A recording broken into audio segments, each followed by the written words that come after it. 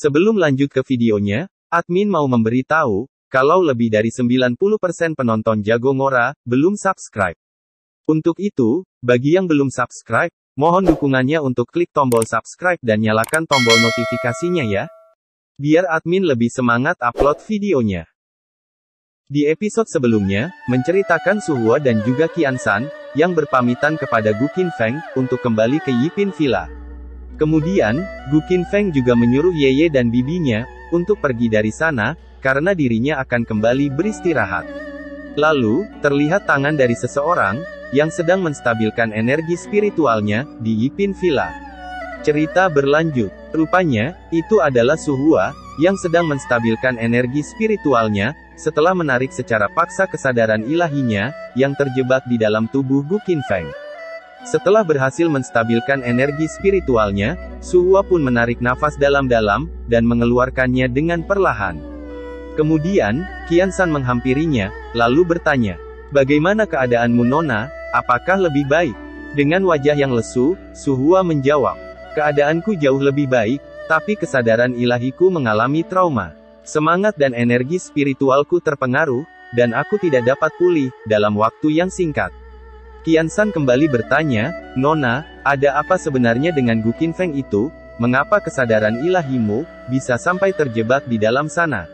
Suhua menjawab, "Aku tidak tahu, aku masih tidak bisa, memikirkan alasannya sampai sekarang."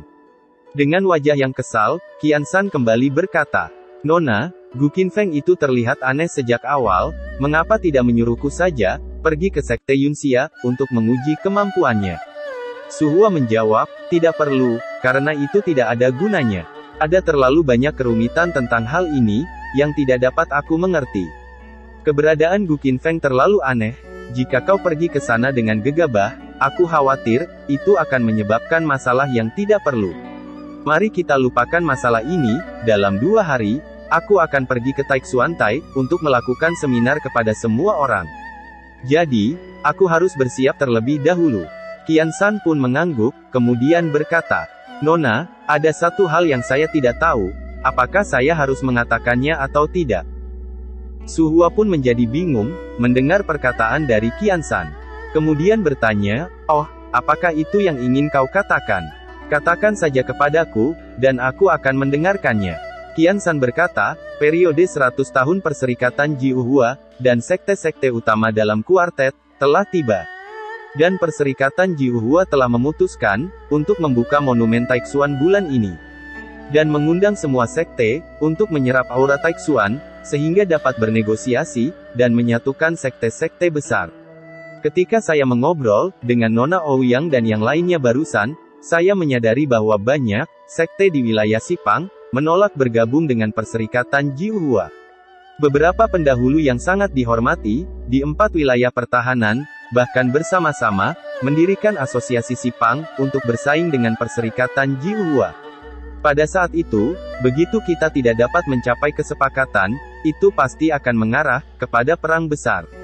Suhua pun akhirnya mengetahui apa yang selama ini dikhawatirkan oleh Qian San. Kemudian menjawab, "Aku tahu itu, jika kedua kelompok ini tidak menemui kesepakatan, maka perang besar tidak akan terhindarkan lagi." Qian San pun terkejut, karena Suhua telah mengetahui semua ini, kemudian bertanya, "Rupanya Nona telah mengetahui semua ini, kenapa Nona hanya diam saja?" Suhua menjawab, "Yah, aku mengetahuinya, karena utusan dinasti Xian telah memberitahuku. Dan mereka ingin aku maju, dan berbaur dengan mereka." Qian San kembali bertanya, "Nona, bukankah Anda selalu tidak peduli dengan urusan dinasti Xian, tapi bagaimana dengan masalah kali ini?" Suhua menjawab, "Aku juga tidak ingin mengkhawatirkannya, dan tidak ingin terlibat ke dalam urusan mereka. Tetapi, orang yang menulis surat kepadaku, adalah Nenek Tong. Dalam surat itu, nenek tua itu memohon kepadaku, untuk datang ke sini lagi, dan lagi." Qian San pun mulai merasa heran, kemudian berkata, "Nenek Tong dari dinasti Xian, bagaimana dia bisa peduli dengan kuartet kecil ini?" Suhua menjawab, "Monumen Taixuan, dari Perserikatan Jiuhua, tidak sesederhana itu. Dan banyak orang yang berinkarnasi, dari Perserikatan Jiuhua, bersembunyi di dalamnya, demi prasasti Taixuan tersebut. Untuk memenangkan orang-orang yang bereinkarnasi ini, dinasti Xian selalu mengawasi kuartet. Dan juga diam-diam mendukung perserikatan Jiuhua, dan ingin menggunakan perserikatan Jiuhua untuk menduduki kuartet terlebih dahulu, sehingga meluas ke seluruh Cina Barat Laut. Sejauh yang aku tahu, perbatasan Barat Laut Besar telah sangat kacau sejak zaman kuno. Sebelum bencana, dinasti Xian gagal untuk mendudukinya. Selain itu, apa yang dilakukan dinasti Xian di masa lalu benar-benar tidak populer. Bahkan banyak orang yang menolak dinasti Xian. Belum lagi, di wilayah utara dan juga barat. Mendengar penjelasan dari Su Hua, membuat Qian Shan bertanya-tanya, kemudian berkata, dinasti Xian, apa yang mereka lakukan di dunia ini, benar-benar keterlaluan sebelumnya. Saya mendengar tentang malapetaka itu, mereka memonopoli semua pembuluh darah spiritual di dunia ini, dan saat itu, penuh dengan keluhan di mana-mana. Kalau tidak, bagaimana Raja Cixiao bisa disebut dewa di dunia ini? Itu dikarenakan, mereka memonopoli semuanya, sehingga membuat Raja Cixiao terkesan menjadi sangat kuat. Su Hua malah tertawa, mendengar perkataan dari Qian Shan, yang terdengar seperti merendahkan kemampuan dari Raja Cixiao. Kemudian berkata, aku mendengar bahwa sekte di dunia ini berlutut bersama di depan pintu sekte Cixiao, dan meminta Raja Cixiao untuk mengambil tindakan dan menghancurkan dinasti Xian. Sama seperti, bagian dalam dan luar cangkir ini, dibagi menjadi sisi positif dan negatif. Di mata dinasti Xian, Raja Cixiao adalah orang berdosa, tapi di mata banyak orang di dunia ini, Raja Cixiao adalah seorang pahlawan. Qian Shan kembali berkata, Nona, jangan lupa, ketika Raja Cixiao memusnahkan dinasti Xian, apakah itu layak untuk disebut sebagai sikap dari seorang pahlawan? Dia tidak hanya membunuh banyak para immortal dari 9 surga, tapi dia juga memotong Bima Sakti, Xiao Jiutan. Dia adalah penerima penghakiman, dan jika dia masih hidup, dia pasti musuh 9 surga. Su Hua menjawab, aku masih tidak percaya bahwa jiwa Raja Cixiao bersembunyi, karena aku merasa dia masih hidup. Mendengar jawaban dari Su Hua, Qian Shan pun menghela nafas, dan berkata dalam hati, kata-kata itu lagi, aku sudah tidak ingat berapa kali Nona mengatakan itu. Dia telah mengatakan semua yang harus dikatakan, dan membujuk semua yang harus dibujuk, tetapi wanita itu masih saja seperti ini. Kemudian, Qian Shan bertanya, Nona, karena Nenek Tong memohon kepadamu, apa yang akan Anda lakukan? Su Hua menjawab, kita lihat saja dulu situasinya, dan coba maksimalkan minat semua orang, juga puaskan semua sekte. Qian Shan kembali berkata, perserikatan Jiuhua mungkin tidak mau menyerah. Kekuatan paling kuat di wilayah Xipang telah bergabung dengan perserikatan Jiuhua, dan mereka bergabung untuk kepentingan mereka sendiri. Jika Nona memuaskan sekte besar, Anda membuat perserikatan Jiuhua menjadi konsesi. Itu sama saja dengan membiarkan mereka membuat konsesi. Selain itu, orang-orang di belakang perserikatan Jiuhua adalah Huaxiong dan yang lainnya. Mereka tidak terlalu berbakat, tetapi latar belakang mereka tidak kecil, dan ambisi mereka lebih besar dari satu sama lain. Dulu seperti ini, tapi sekarang perserikatan Jiuhua telah memenangkan begitu banyak kekuatan besar.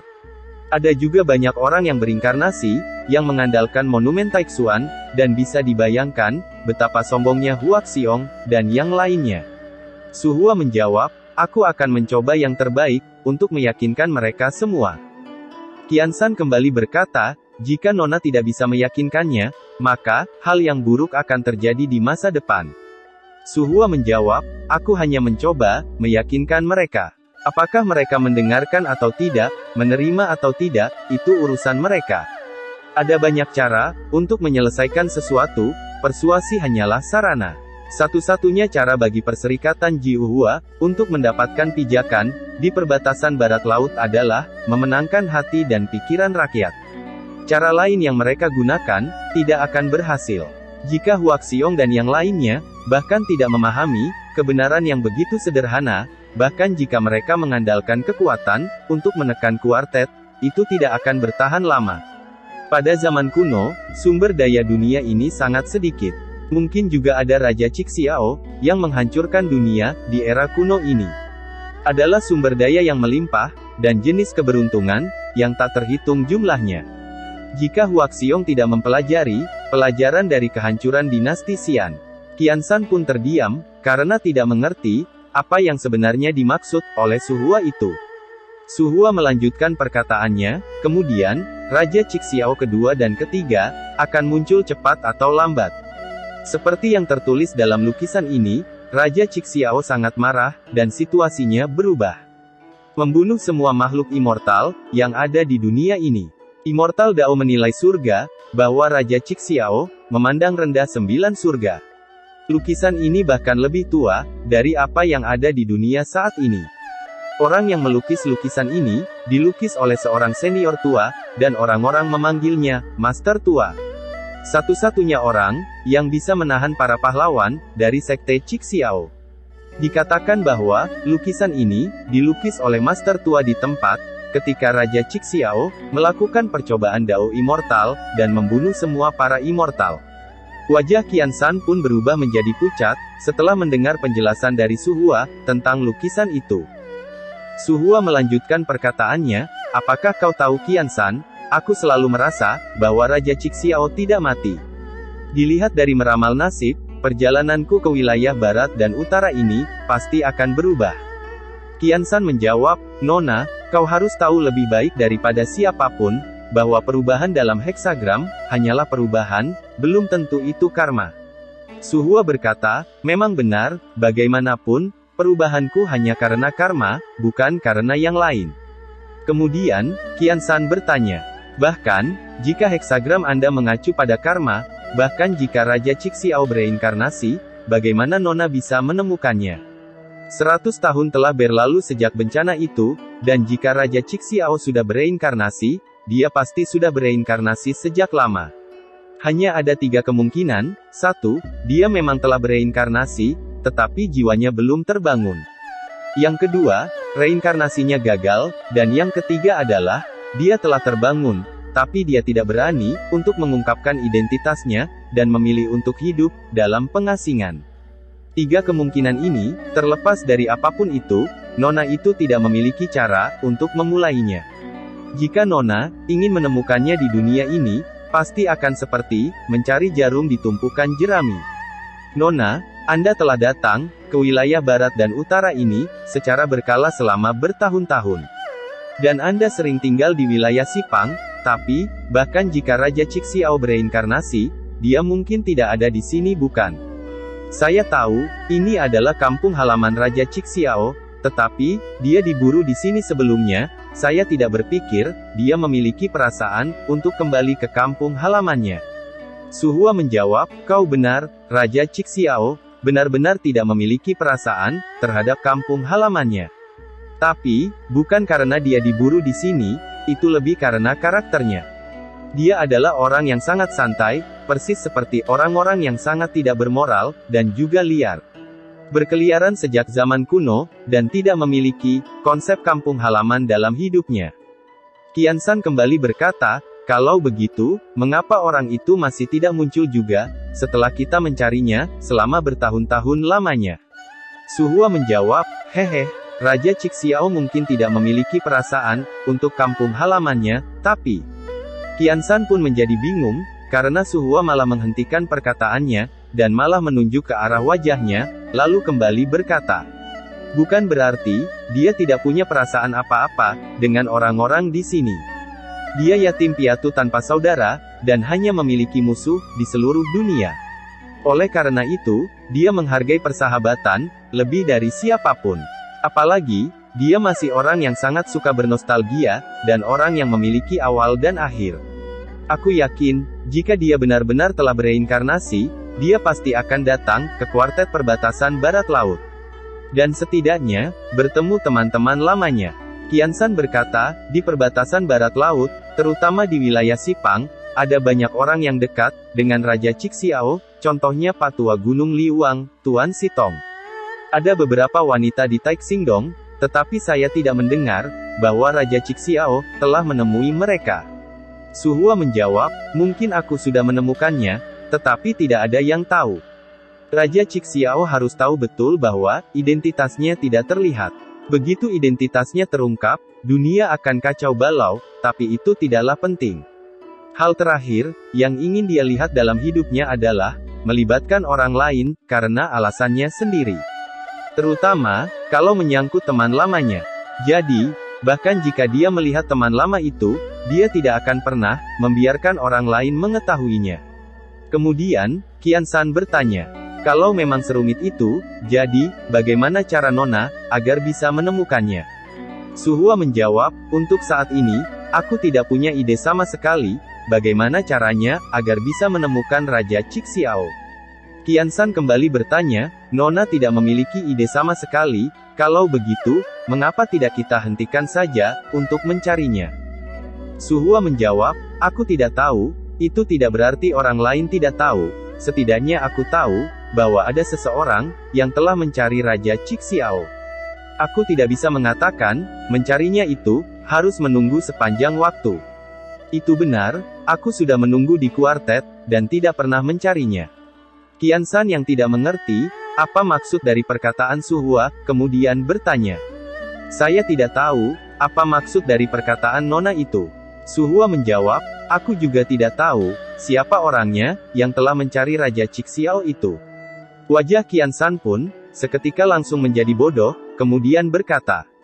Nona juga tidak tahu, sungguh mengherankan.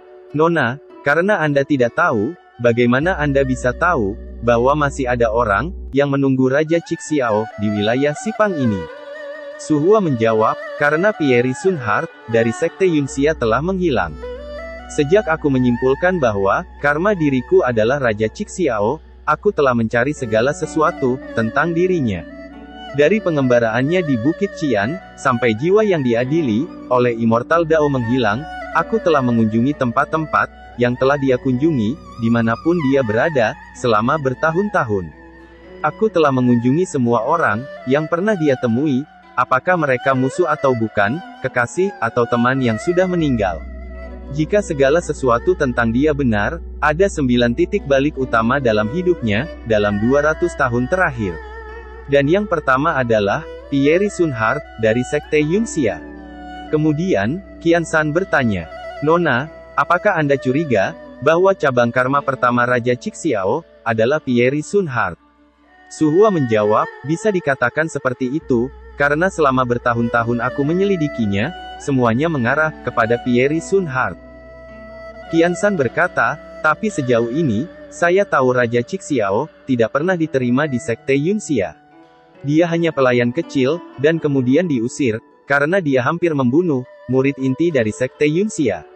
Su Hua menjawab, dia sudah melakukan kontak, dan dia juga sudah bergabung, hanya beberapa orang saja, yang tahu tentang itu. Dan aku mempelajarinya, secara kebetulan. Qian Shan bertanya, meski begitu, Sekte Yunxia hanyalah sebuah sekte kecil, yang mewarisi Pierre Sun Heart. Titik balik apa yang bisa dibawanya, ke Raja Cixiao? Su Hua menjawab, ini sangat rumit, aku tidak mengetahuinya. Untuk sementara waktu, aku harus menyelidiki lebih lanjut, tentang dampak apa yang disebabkan, oleh Pierre Sun Heart kepada Raja Cixiao. Qian Shan berkata, yah, Nona, bahkan jika Pierre Sun Heart, benar-benar cabang karma pertama, dari Raja Cixiao, bagaimana Nona bisa yakin, bahwa setelah dia bereinkarnasi, dia pasti akan mencari karma, dari dirinya sendiri. Su Hua menjawab, aku juga tidak yakin, tapi jika aku menjadi dia, setelah reinkarnasi, aku pasti akan menemukan, karmaku sendiri. Lagi pula, dilahirkan kembali, adalah satu-satunya kesempatan, untuk mencari tahu tentang karma. Terlebih lagi, Raja Cixiao telah mengalami, apa yang disebut karma di dunia ini, selama lebih dari 200 tahun. Dan dia tidak memiliki alasan, untuk tidak mengejar karmanya sendiri. Qian Shan yang merasa bingung, kemudian bertanya, Nona, apa karma dari Raja Cixiao, yang Anda katakan itu?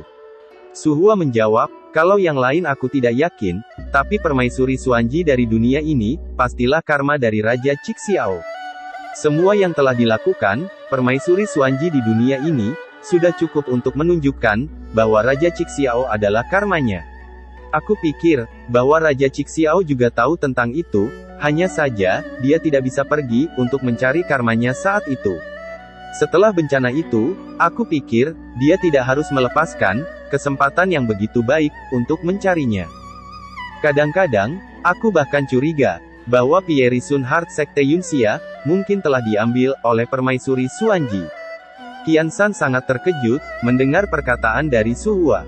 Kemudian bertanya, "Nona, apakah menurutmu, Permaisuri Xuanji juga telah bereinkarnasi?" Aku mendengar bahwa Permaisuri Xuanji dan Raja Cixiao jatuh cinta karena kebencian. Dan kemudian, mulai mengkhianati Dao Immortal, dan membelot ke Dao Iblis.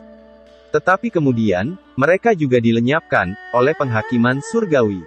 Su Hua menjawab, banyak hal yang tidak sesederhana itu. Keberadaan beberapa orang lebih rumit daripada yang kita pikirkan. Metode deduksi mereka tidak dapat diprediksi, dan mereka telah mendapatkan penghakiman. Jauh sebelum bencana, mereka mulai mempersiapkannya untuk mengubah karma setelah bencana selesai. Aku curiga, Permaisuri Xuanji melakukan hal semacam ini. Dia menyimpulkan karma, dan dia berinkarnasi dengan segala cara untuk menemukan Raja Cixiao. Kemudian, tanam serangkaian penyebab, tunggu bencana, dan kemudian, ubah apa yang disebut akibat. Qiansan bertanya, apa Nona benar-benar curiga bahwa Permaisuri Xuanji mengambil Pierre Sunhart? Apakah itu untuk menunggu kemunculan Raja Cixiao? Tapi sejauh yang saya tahu, Pierre Sunhart Sekte Yunxia tampaknya telah dipinjam oleh seseorang tetua dari Perserikatan Jiuhua, bukan? Su Hua menjawab, itu benar, itu dipinjam oleh Penatua Rong dari Perserikatan Jiuhua. Sejak itu, dia mengalami kemunduran. Apakah kau ingat apa yang aku katakan barusan, bahwa monumen Taixuan sangat rumit? Alasan mengapa dinasti Xian begitu tertarik kepada Perserikatan Jiuhua, justru karena prasasti Taixuan. Dan pria misterius yang menyebut dirinya Yang Mulia Taixuan di Secret Realm Taixuan. Aku pernah melihatnya, dia sangat istimewa, sangat kuat, aneh, dan aku bahkan tidak tahu seperti apa dia. Orang ini sangat hebat, yang disebut Tuan Muda, Wang Zongliuhuage, dari Perserikatan Jiuhua. Dapat meningkat dengan sangat cepat, karena dia berada di belakang layar. Dan itu juga, merupakan bantuan rahasia, bagi yang disebut Master dan Tetua, untuk menerobos. Apa yang disebut benih Taixuan, dan benih berdarah, semuanya berasal dari tangannya. Sebagian besar, orang-orang yang bereinkarnasi, dan perampok yang bersembunyi di Perserikatan Jiuhua, juga telah menerima bantuannya. Qiansan pun terkejut, mendengar penjelasan mendetail dari Su Hua, tentang kebusukan dari Perserikatan Jiuhua. Su Hua melanjutkan perkataannya, mengapa Huaxiong, dinasti Xian, dan yang lainnya menjadi begitu kuat, juga seharusnya berkat dia. Qiansan bertanya, pada kasus ini, dinasti Xian menyetujui keberadaannya, dan orang yang benar-benar menjalankan Perserikatan Jiuhua adalah Yang Mulia Taixuan ini. Su Hua menjawab, benar atau tidak, dinasti Xian menyetujui keberadaannya. Tidak salah untuk mengatakan bahwa dia adalah orang yang sebenarnya di belakang Perserikatan Jiuhua. Tapi dia tidak pernah ikut campur dalam urusan Perserikatan Jiuhua, dan dia selalu bertanggung jawab atas Huaxiong dan lainnya. Qiansan kembali berkata, ini aneh, karena Tuan Taixuan ini tidak tertarik kepada Perserikatan Jiuhua, diam-diam dia membantu begitu banyak orang, apa tujuan sebenarnya dari orang ini? Su Hua pun mulai merasa pusing dengan semua masalah ini. Kemudian menjawab, ini juga yang tidak dapat aku pahami. Apa itu monumen Taixuan? Aku masih tidak tahu sampai sekarang, bagaimana itu muncul di Perserikatan Jiuhua, tidak ada yang tahu. Dikatakan bahwa itu jatuh dari langit, tetapi di atas 9 langit, tidak pernah ada keberadaan monumen Taixuan. Aku dulu berpikir bahwa dunia sekuler sangat sederhana, dan sangat sederhana. Sejak reinkarnasi, setelah hidup di dunia ini begitu lama, aku tahu, dunia sekuler sama sekali tidak sederhana sama sekali. Bahkan lebih rumit dari langit ke-9. Ada terlalu banyak orang misterius, dan tidak dikenal, yang tersembunyi di sini. Baiklah, kita lupakan dulu sejenak masalah ini. Qiansan, bantu aku menyiapkan beberapa pakaian untuk acaraku nanti. Qiansan pun menjawab, baik Nona, saya akan segera menyiapkannya. Cerita berlanjut. Di domain Grand Changhong, terlihat begitu banyak orang yang sudah berkumpul di sana. Orang-orang berkata, merupakan berkah selama 3 kehidupan, untuk mendengar Peri Suhua memberi seminar. Kali ini, selama bertahun-tahun, aku tidak tahu berapa banyak orang, setelah mengikuti seminar Peri Suhua, basis kultivasi telah maju, ke tingkat yang lebih tinggi, dan seni immortal menjadi lebih mahir. Temannya menjawab, jika ada kemandetan pada dirimu, Peri Suhua juga akan memberitahu. Jika dia memiliki kesempatan, Peri Suhua akan lebih menunjukkannya. Orang itu juga berkata, kali ini Sekte Yuking, Sekte Jinding, Sekte Feng Hua, keluarga Hu dari keturunan Phoenix, keluarga Hui yang dikanonisasi oleh dinasti Xian, semua master di ranah Yuan Ying, juga ada di sini. Dan Master Kemudi, Tuan Fang dari Guild Leyun, juga datang. Aku mendengar bahwa, dia adalah Master Dupa dari Sekte Cixiao, saat itu. Kemudian terlihatlah kereta kuda dari kejauhan, yang sedang menuju ke tempat itu, untuk mengikuti seminar, yang diadakan oleh Suhua. Rupanya, itu adalah kereta dari Gu Qinfeng, yang juga membawa Huode, untuk datang ke sana. Kemudian, Huode pun terbangun dari tidurnya, dan merasa kebingungan, karena nyawanya belum terkumpul. Sambil menggeliat, Huode berkata, aku rasa, aku sudah tidur lama sekali, tapi kenapa belum sampai juga? Melihat Huode yang sudah terbangun, Gu Qinfeng berkata, Huode, kau sudah bangun rupanya. Huode menjawab, hehe, aku sangat menantikan seminar dari Peri Suhua, dengan sepenuh hati. Gu Qinfeng bertanya, dia tidak lebih dari seorang wanita biasa, bukankah kau ini terlalu berlebihan? Kenapa kau tiba-tiba menjadi sangat bersemangat? Lalu berkata dalam hati, jika ingin pergi, pergi saja sendiri, jangan bawa aku juga. Huode menjawab, Nak Gu, berapa kali aku harus memberitahumu? Mungkin beberapa orang pergi karena ingin melihat Peri Suhua, tetapi kebanyakan dari mereka pergi untuk mendengarkan seminarnya. Seminar Peri Suhua benar-benar misterius. Tidak hanya dapat membuat orang merasa nyaman, tapi juga membuat jiwa menjadi tenang. Seorang pria yang terbuka dan sadar akan laut juga dapat memurnikan pikirannya. Mengolah pikiran dan menenangkan pikiran seperti temperamenmu itu. Nak Gu, kau harus mendengarkannya agar temperamenmu menjadi baik. Gu Qinfeng menjawab, apakah sungguh begitu? Huode, jika aku ingin, aku bisa melakukannya. Mengapa aku harus mendengarkannya, jika aku memiliki pencerahan dari lautan pengetahuanku? Jika kau ingin, kau tidak hanya akan tercerahkan, kau akan memiliki pencerahan di lautan pengetahuanmu. Tetapi, aku bahkan dapat mempromosikanmu dari Golden Orb ke ranah Yuan Ying, langsung untukmu. Huode malah tidak menganggap dengan serius tawaran dari Gu Qinfeng, kemudian berkata, kau bilang bisa langsung mempromosikanku ke ranah Yuan Ying. Kenapa kau tidak sekalian bilang, bisa langsung mempromosikanku ke ranah immortal? Gu Qinfeng menjawab, jangan berkata begitu, mempromosikanmu menjadi immortal, itu merupakan tamparan bagiku. Huode kembali berkata, pergi sana, jangan membuat aku marah, dengan semua omong kosongmu itu. Gu Qinfeng bertanya, apanya yang salah, apakah kau tidak percaya kepadaku? Setelah kita berteman, lebih dari 100 tahun. Huode menjawab, aku percaya kepadamu, aku percaya bahwa kau itu adalah orang bodoh. Gu Qinfeng hanya tertawa, melihat Huode, yang mulai merasa kesal.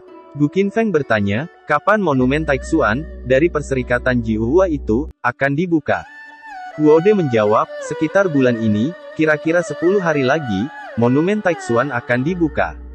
Ngomong-ngomong Nak Gu, aku mendengar berita, beberapa hari yang lalu, tapi aku lupa memberitahumu. Gu Qinfeng bertanya, oh, berita apa itu? Coba kau jelaskan kepadaku, aku jadi penasaran, ingin mendengarnya. Huode menjawab, bukankah aku sudah memberitahumu, bahwa orang yang meminjam, Pierre Sunhart Sekte Yunxia kita, adalah Penatua Rong, dari Perserikatan Jiuhua. Lelaki tua itu mengalami kemunduran, tetapi sekarang, sebagian besar tetua dari Perserikatan Jiuhua, sudah keluar. Hanya saja, tidak ada kabar dari Penatua Rong, aku tidak tahu, apakah lelaki tua ini sudah mati, atau tidak. Dengan santai, Gu Qinfeng menjawab, tidak masalah, apakah dia sudah mati atau tidak. Huode kembali berkata, tidak masalah dari mananya, bukankah kau sedang mencari Pierre Sunhart ini? Gu Qinfeng menjawab, ya, aku memang sedang mencarinya, aku tidak berpikir apa yang terjadi di awal. Tapi sekarang, aku semakin curiga bahwa ada seseorang yang menungguku untuk mengambil kembali Pierre Sunhart itu. Sementara itu, di Changhongdayu Taixuan, terlihat ada dua orang yang baru sampai ke sana untuk menghadiri monumen Taixuan. Rupanya, itu adalah Chen Yue, kemudian berkata, "Itu benar-benar penuh dengan gong dan drum, seperti yang diharapkan dari seminar peri Suhua." Lalu, Chen Yue pun menoleh ke sebelahnya, karena teringat akan sesuatu, dan ingin mendiskusikannya dengan adiknya. Kemudian, Chen Yue memanggil adiknya, dan berkata, "Xiao Lian, apa kau mendengarnya?" Xiao Lian menjawab, "Kakak, ada apa?" Chen Yue berkata, "Xiao Lian, aku mendengar tentang kejadian sebelumnya, apakah leluhurmu masih seperti itu?" Xiao Lian menjawab, "Masih sama, leluhur Gunung Yisu masih mengurung diri, dan tidak ada yang boleh mengganggunya, bahkan aku pun tidak boleh masuk ke dalam ruangannya."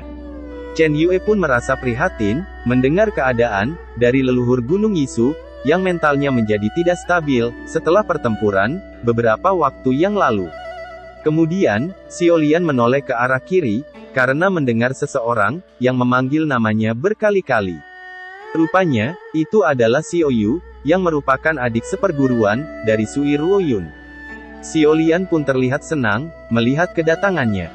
Kemudian berkata, "Xiao Yu, jadi kau juga datang ke sini untuk menghadiri seminar ya?" Kemudian, Lan Feier dan Sui Ruoyun tiba di sana, lalu menyapa mereka. Dan berkata, "Xiao Lian, Nona Chen Yue, lama tidak bertemu. Aku tidak menyangka, kalian juga datang ke sini, untuk mendengarkan seminar." Chen Yue menjawab, "Kalian berdua apa kabar? Sudah lama sekali, kita tidak bertemu." Kemudian, Xiao Lian bertanya, "Apakah kalian melihat kakak Suhua, dalam perjalanan kemari?" Xiao Yu balik bertanya, "Tidak, bagaimana denganmu, apakah kau sudah bertemu dengan kakak Suhua?" Xiao Lian menjawab, "Aku juga belum bertemu dengannya. Pada hari pertama, ketika dia datang, aku mendengar bahwa dia pergi ke Bukit Qian untuk memberi penghormatan kepada Raja Cixiao. Tetapi, ketika aku sampai di sana, dia sudah pergi." Xiao Yu berkata, "Aku juga, kakak Xiao Jin beruntung, dia sepertinya telah bertemu dengan kakak Suhua di hari pertama. Mungkin dia juga sedang bersama kakak Suhua akhir-akhir ini." Xiao Lian menjawab, "Aku mendengarnya juga, sepertinya di Sekte Yunxia bukan?" "Hah, dasar gadis kecil sialan itu, setelah dia melihat kakak Suhua, dia tidak memberitahu kita. Tunggu saja, kita akan memberinya pelajaran."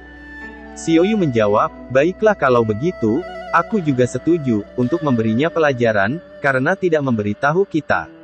Kemudian, Xiao Yu dan Xiao Lian terkejut, karena mendengar seseorang yang memanggil nama mereka, dan mereka berdua pun langsung menoleh ke arahnya.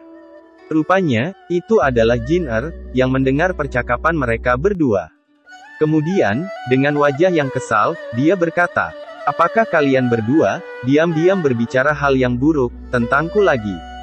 Meskipun terkejut, mereka berdua terlihat senang melihat kedatangan Jin Er ke sana, lalu berkata, "Jin Er, rupanya kau juga berada di sini."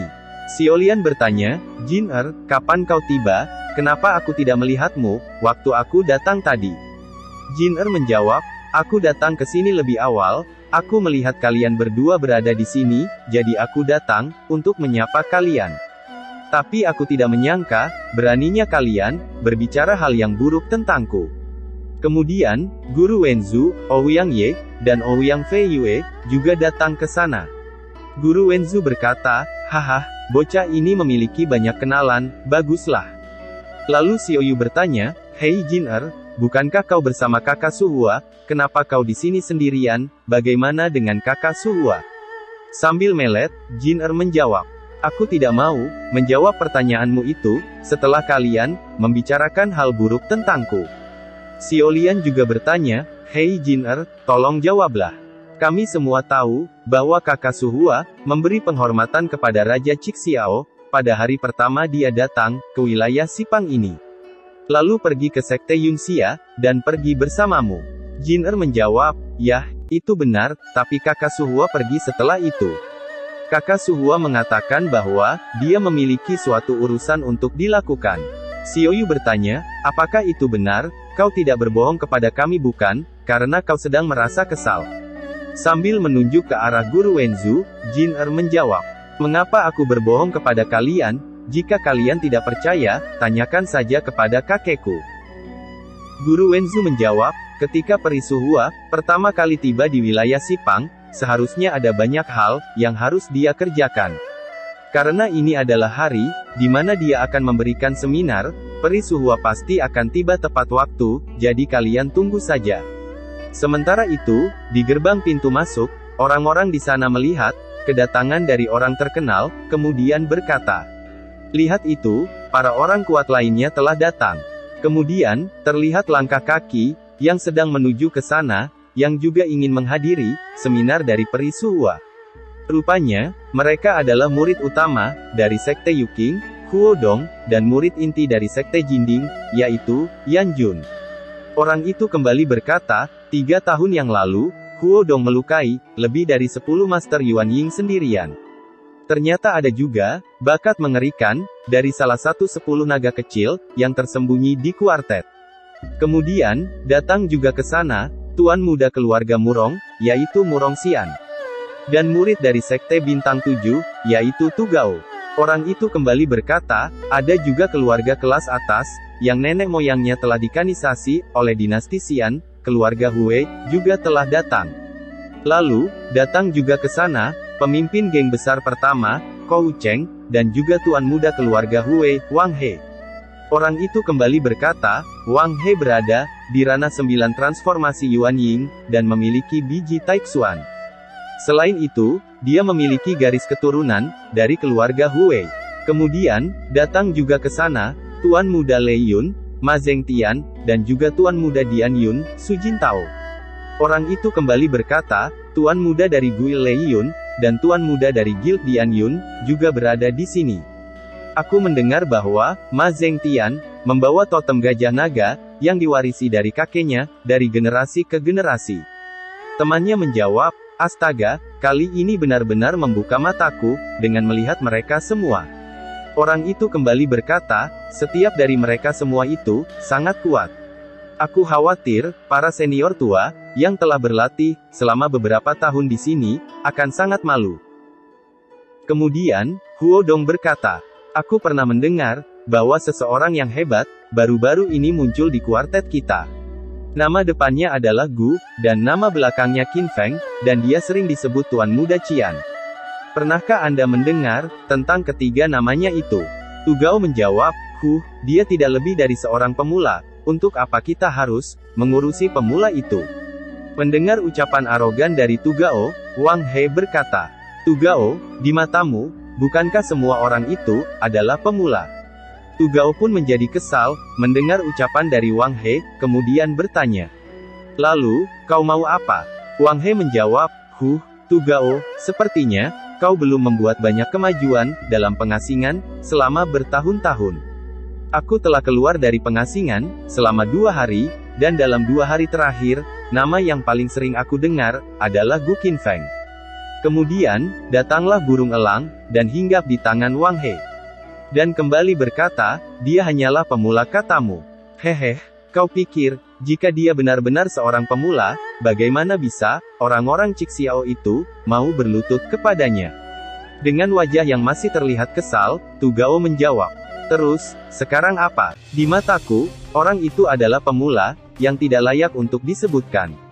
Orang-orang dari Cixiao juga, di mataku, hanyalah orang-orang biasa. Ucap Tugao, sambil menatap dengan hina ke arah orang-orang dari Cixiao.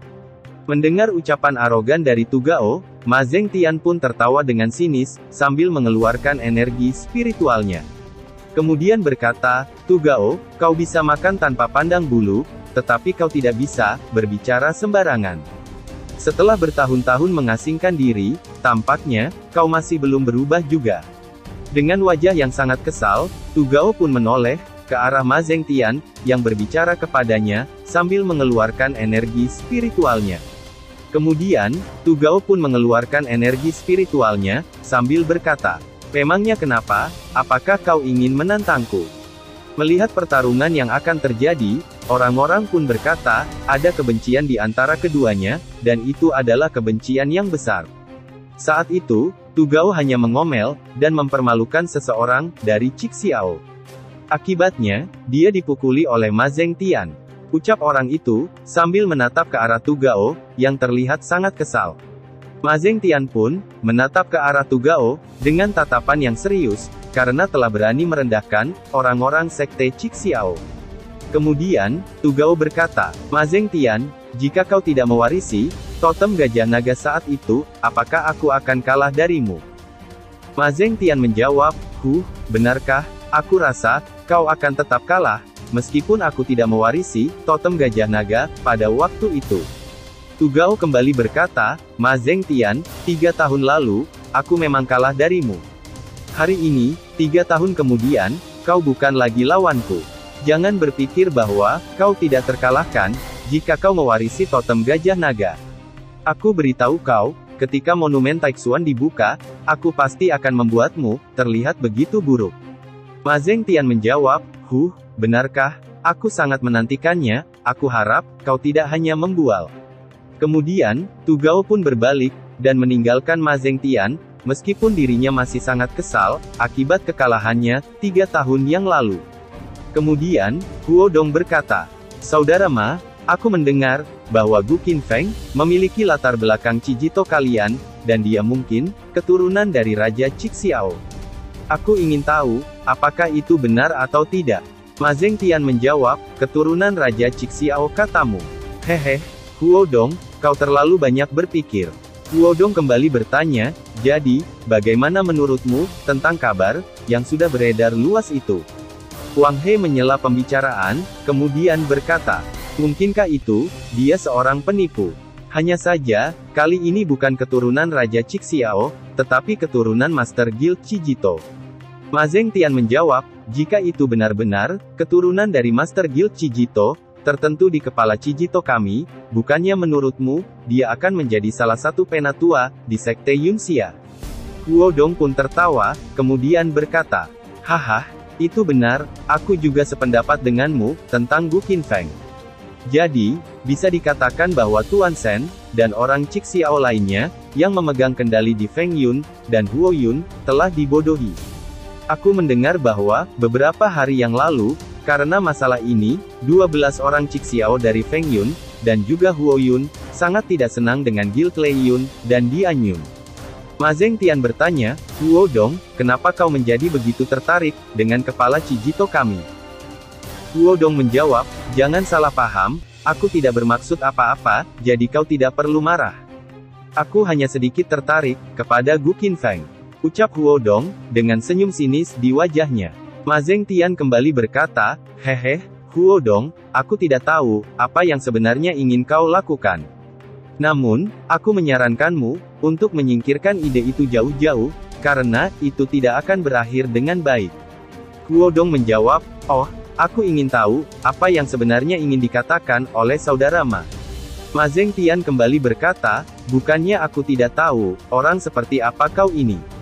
Tuan Huo, untuk apa kau berpura-pura seperti itu? Melihat perdebatan mereka berdua, Wang He malah tertawa dengan keras. Kemudian berkata, haha, Gao tidak ada di sini, Tuan Huo, kau tidak perlu bersembunyi, saat ingin berbicara. Jika tebakanku benar, Tuan Huo sedang mencoba, untuk mendapatkan Gu Qinfeng bukan? Meskipun sudah di pojokan, Huo Dong tetap bersikap tenang, dan balik bertanya. Lalu, apakah Tuan Muda Wang He, juga memiliki niat yang sama? Wang He menjawab, aku mendengar bahwa, Gu Qinfeng sangat misterius. Aku memang tertarik, jika itu dapat digunakan, untuk penggunaanku sendiri, itu akan sangat bagus. Tapi karena Tuan Huo, memiliki pemikiran seperti itu, bagaimana aku bisa, mengambilnya darimu? Huo Dong pun tertawa, kemudian berkata, haha, Tuan Muda Wang He ini, terlalu rendah hati, Anda tidak perlu sungkan. Wang He menjawab, aku menyarankanmu untuk berpikir jernih, sebelum membuat keputusan. Gu Qinfeng membunuh banyak orang, dari perserikatan Jiuhua sebelumnya. Itu juga menyinggung banyak keluarga, di dalam aliansi. Tentu saja, ini bukan masalah bagi Tuan Huo, kau dapat menyelesaikannya hanya dengan beberapa kata. Tetapi, di sisi keluarga Murong, kau harus berpikir dengan hati-hati. Bagaimanapun, cabang samping dari keluarga Murong, hampir dimusnahkan oleh Gu Qinfeng, saat di Villa Cixu. Sebelumnya, beberapa monster tua dari keluarga Murong, dan Murong Xian, semuanya mundur, meskipun mereka berada di alam rahasia Taixuan, dan mereka tidak mengetahuinya. Sekarang, setelah mereka semua keluar, mereka semua tahu tentang situasinya. Dengan temperamen Murong Xian, dia pasti tidak akan melepaskan Gu Qinfeng. Dan dia pasti akan menghancurkannya menjadi ribuan keping di depan umum. Kau tahu lebih baik daripada siapapun bahwa Perserikatan Jiuhua sangat mendukungnya. Tidak hanya Sekte Bintang 7, tetapi juga keluarga Murong. Jika kau menarik Gu Qinfeng ke dalam pihakmu, aku takut keluarga Murong dan Sekte Bintang 7 akan bersatu. Dan mereka selalu menganggap Sekte Yuqing sebagai duri bagi pihak mereka. Jika tebakanku benar, Sekte Bintang 7 dan keluarga Murong akan menjadi yang pertama berurusan dengan Sekte Yuqing setelah abad ini berakhir. Huo Dong menjawab, karena Sekte Bintang 7 dan keluarga Murong pasti akan berurusan dengan Sekte Yuqing kami, mengapa aku harus memperdulikan itu? Sambil melihat ekspresi dari Huo Dong, Wang He kembali berkata, tampaknya Tuan Huo sudah siap. Jadi, kau sudah pernah melihat wajah Gu Qinfeng? Huo Dong pun terkejut mendengar perkataan dari Wang He. Wang He kembali berkata, mungkin aku harus bertanya lebih jelas, apakah kau telah menaklukkan Gu Qinfeng? Kemudian, Huo Dong berkata, hei, lucu sekali, aku belum pernah melihatnya, tapi aku percaya, dan memiliki keyakinan, untuk bisa meyakinkan dia. Wang He menjawab, oh, tampaknya Tuan Huo ingin bertanya kepada saudara Ma tentang niatnya, dan kemudian dia membuat rencana. Lalu berkata dalam hati, Huo Dong ingin menarik Gu Qinfeng ke dalam pihaknya. Tetapi bukan keluarga Murong yang benar-benar membuatnya takut, tetapi Guild Dian Yun dan Guild Lei Yun. Jika dikatakan bahwa Guild Dian Yun dan Guild Lei Yun meminta pertanggungjawaban atas tindakan Gu Qinfeng. Jadi, bahkan jika kau merekrut Gu Qinfeng, kau tidak akan dapat memikul tanggung jawab yang dipikul Gu Qinfeng. Kemudian, Ma Zhengtian berkata, Huo Dong, seperti yang aku katakan tadi, kau sebaiknya menyingkirkan idemu ini. Huo Dong menjawab, jadi, saudara Ma ingin meminta pertanggungjawaban atas perbuatan Gu Qinfeng. Kemudian, seseorang menyela pembicaraan, dan berkata, Gu Qinfeng membunuh wakil master kami, dari Guild Dian Yun. Apakah Tuan Huo berpikir, bahwa Guild Dian Yun kami, akan membiarkannya pergi? Rupanya, itu adalah Su Jintao. Dia melanjutkan perkataannya, selain itu, dia berpura-pura, sebagai keturunan dari Raja Cixiao. Ini adalah kejahatan besar, tapi kami Guild Dian Yun, dan Lei Yun, tidak punya waktu untuk memperhatikannya, baru-baru ini. Tapi kali ini, Gu Qinfeng pasti akan mati. Huo Dong menjawab, aku mendengar bahwa, beberapa orang Cixiao, dari Guild Huo Yun dan Feng Yun, tampaknya sangat marah, setelah mengetahui hal ini. Mereka hampir mulai berkelahi, satu sama lain. Aku tidak tahu, apa yang sebenarnya terjadi sekarang. Kemudian, seseorang datang ke sana, dan berkata, apa maksud, dari perkataanmu itu? Patua itu, biasa-biasa saja. Rupanya, dia adalah cucu, dari tetua Guild Lei Yun, Wei Jiao Jiao. Dia melanjutkan perkataannya, para orang tua, dari Guild Huo Yun dan Feng Yun, sangat keras kepala. Jika bukan karena kakekku, yang merupakan ketua guild, yang menghentikannya saat itu, orang-orang tua itu pasti akan dipukuli oleh nona ini. Dan mereka akan berlutut, dan memohon belas kasihan. Ini benar-benar tidak masuk akal, berani sekali mereka, mengendalikan guild kami, sepertinya, mereka cari mati. Ma Zhengtian pun menoleh, kemudian berkata, Wei Jiao Jiao, kau jangan terlalu sombong. Bagaimanapun, 12 senior tua Guild Huo Yun dan Feng Yun, semuanya adalah orang Cixiao, yang mengikuti Raja Cixiao saat itu. Bahkan jika mereka sudah tua sekarang, dan pikiran mereka menua, kami sebagai junior, tidak boleh bersikap kasar, kepada mereka. Wei Jiao Jiao menjawab, aku tidak peduli, jika mereka orang-orang Cixiao. Bahkan jika mereka, adalah anggota Cixiao saat itu. Sekte Cixiao memang didirikan oleh Raja Cixiao. Tetapi Cijito kita adalah kakekku yang mendirikannya. Mereka berangkat ke utara, dan mereka bertempur untuk meredakan kekacauan. Aku benar-benar tidak tahu mengapa Cijito kami membiarkan orang-orang Cixiao abadi duduk di tengah kota dan menjunjungnya. Itu sangat menjijikan. Sementara itu, di sisi lain monumen Taixuan, terlihat Sui Ruoyun di sana, yang berkata, beberapa hari yang lalu, ada konflik antara 4 kepala Cijito kalian, apakah itu benar? Lan Feier menjawab, yah, kabar itu benar. Sui Ruoyun kembali berkata, apakah karena totem gajah naga? Lan Feier menjawab, yah, benih totem gajah naga adalah penyebabnya. Setelah 12 senior Cixiao kami mengetahui tentang masalah ini, pertama kali aku bertanya tentang masalah totem gajah naga kepada mereka. Mereka hanya mengatakan sedang menyelidikinya saja dan tidak ada arti apa-apa. Meskipun totem gajah naga adalah simbol Cijito, itu juga mewakili makna yang sangat istimewa dalam pikiran orang-orang Cixiao tua ini. Tetapi ini tidak berarti bahwa orang lain tidak dapat memilikinya. Para senior itu tidak bermaksud apa-apa, mereka hanya ingin tahu asal-usul totem gajah naga itu. Kemudian, Sui Ruoyun bertanya, jika itu masalahnya, mengapa menjadi sangat serius? Aku mendengar bahwa mereka hampir bertarung satu sama lain. Lan Feier menjawab, tidak hanya dia tidak menghormati senior Cixiao, tetapi kata-katanya juga penuh dengan penghinaan. Seharusnya tidak boleh ikut campur dalam urusan generasi tua. Di antara mereka, ada seorang wanita yang tidak hanya berbicara dan mempermalukan para tetua, tetapi juga melakukan sesuatu kepada para senior.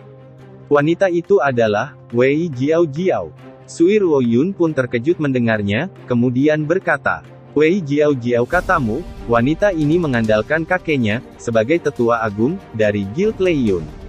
Dia juga selalu arogan, sulit diatur, dan sangat jahat. Banyak senior di kuartet menderita karena tangannya yang beracun.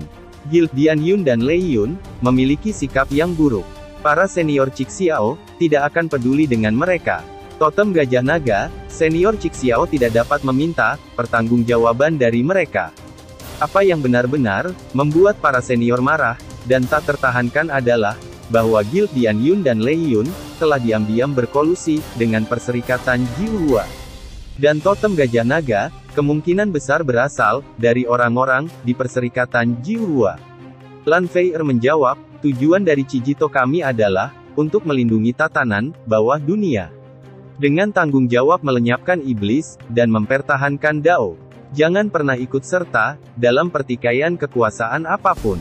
Sangat disayangkan bahwa Guild Dianyun dan Leiyun lupa tujuan didirikannya Cijito dan diam-diam berkolusi dengan Perserikatan Jiuhua untuk berpartisipasi dalam perselisihan kekuasaan. Sui Ruoyun bertanya, Guild Dianyun dan Leiyun juga memiliki senior dari Cixiao yang bertanggung jawab. Apakah mereka tidak peduli sama sekali?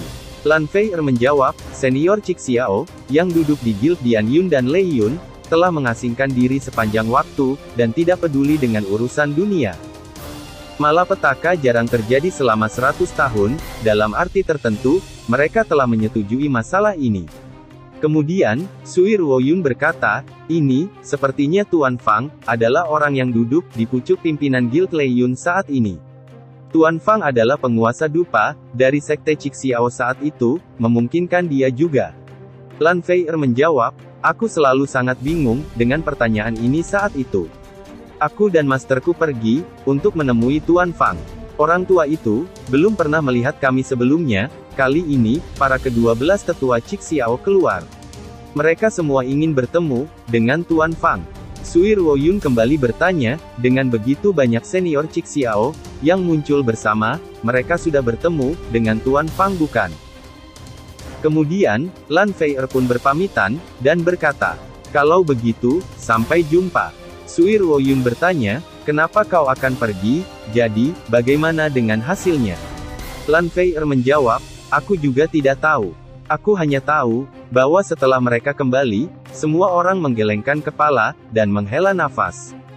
Sui Ruoyun pun menjadi heran, dengan jawaban ambigu, dari Lan Feier.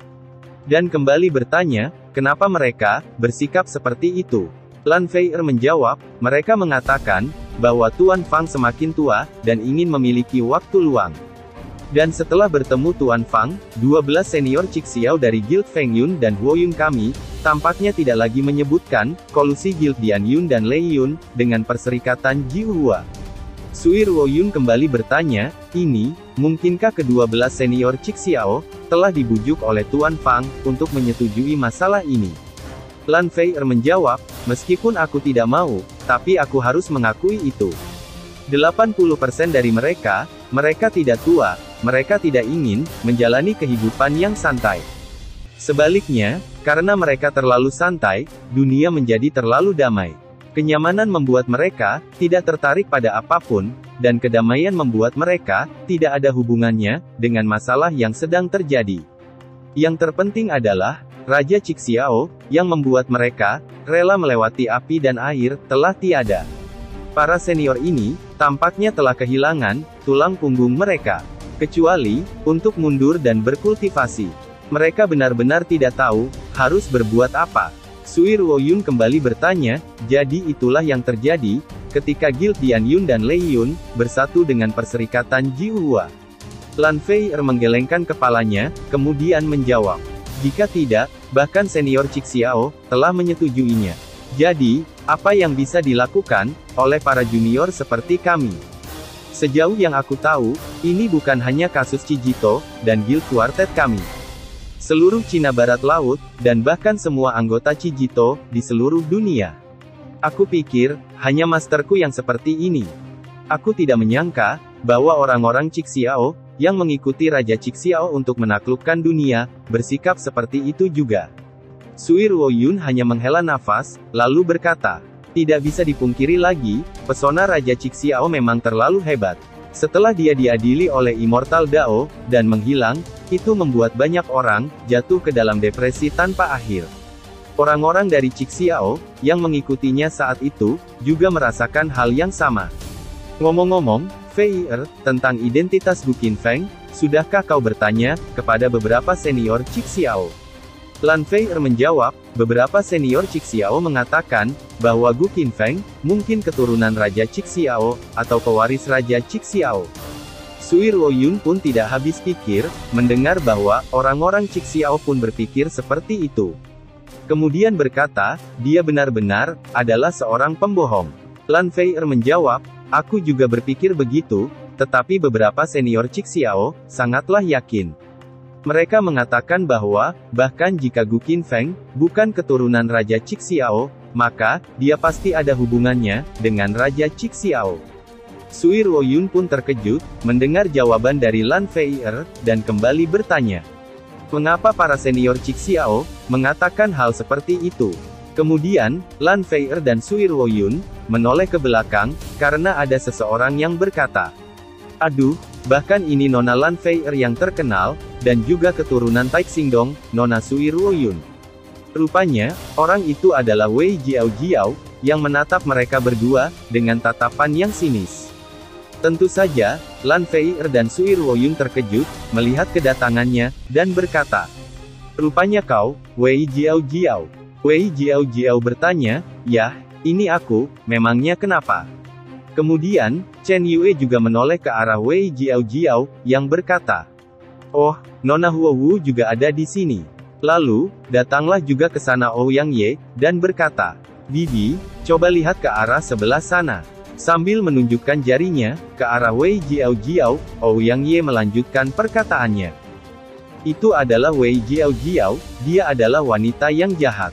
Bibi Yue menjawab, ayo pergi, lebih baik menghindarinya, sebelum kita bermasalah dengan dia. Wei Jiao Jiao pun menjadi kesal, karena perkataan Yeye kepadanya. Kemudian berkata, berhenti di sana, jangan harap kalian bisa pergi begitu saja. Apakah kalian mendengar, aku menyuruh kalian berdua untuk pergi. Bibi Yue menjawab, memangnya kenapa, kami tidak perlu izin darimu untuk pergi dari sini bukan? Yeye menambahkan, halo, apakah ada hubungannya denganmu, apakah kami bisa pergi atau tidak? Memangnya, tempat ini adalah milikmu. Wei Jiao Jiao menjawab, beraninya kau berbicara denganku seperti itu. Sepertinya, aku harus memberimu sedikit pelajaran.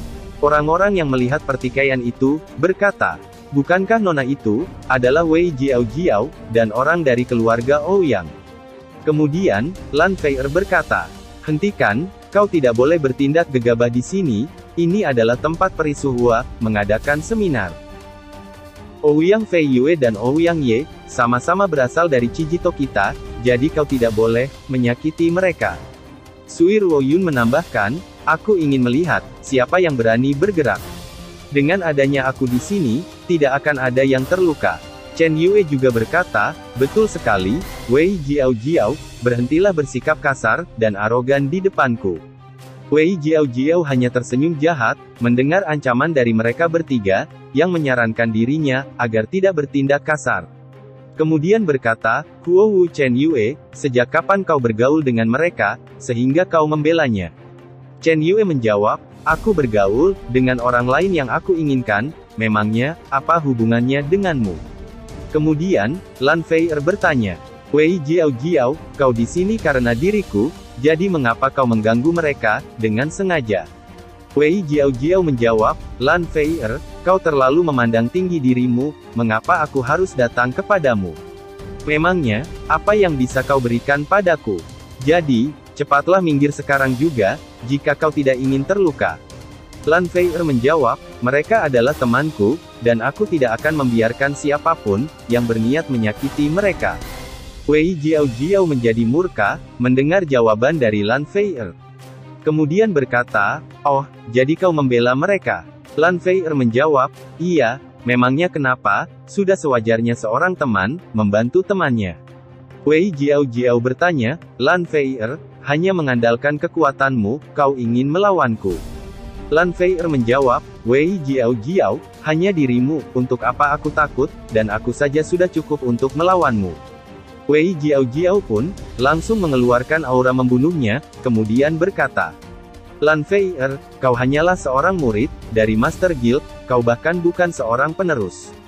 Aku bahkan tidak memandang, dan tidak peduli, dengan mastermu itu.